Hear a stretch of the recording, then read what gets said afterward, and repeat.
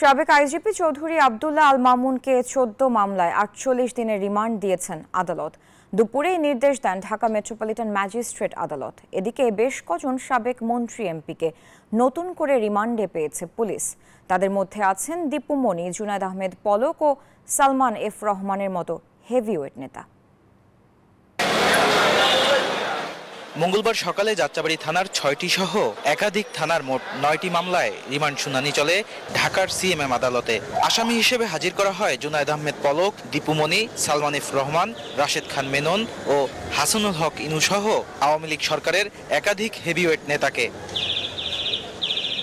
শুনানি শেষে ম্যাজিস্ট্রেট শাহিন রেজার আদালত পলককে ৪টি মামলায় ২৪ দিন, দীপুমণিকে ৩টি মামলায় ১৯ দিন, সালমান এফ রহমানকে ৫ দিন, রাশেদ খান মেনন ও হাসানুল হক ইনুর ৭ দিন করে রিমান্ড মঞ্জুর করেন। এনজিওর কিস্তি প্রথমবার বিকাশ পেমেন্ট করলেই ২০ টাকা ইনস্ট্যান্ট ক্যাশব্যাক। এই হত্যা মামলায় হাসানুল হক ইনু, জুনায়েদ আহমেদ পলক এবং রাশেদ খান মেনন, দীপুমণি, সালমান এফ রহমান এবং চৌধুরী আব্দুল্লাহ আল মামুন তাদেরকেও বিজ্ঞ আদালত ৭ দিনের রিমান্ড মঞ্জুর করেন। অন্যদিকে দুপুরে কড়া নিরাপত্তার মধ্য দিয়ে আদালতে হাজির করা হয় পুলিশের সাবেক আইজি চৌধুরী আব্দুল্লাহ আল মামুনকে। এ সময় রাজধানীর বিভিন্ন থানায় দায়ের হওয়া ১৭টি মামলার শুনানি হয় তার বিরুদ্ধে। সেখানে ১৪ মামলায় তাকে ৪৮ দিনের রিমান্ড দেন আদালত।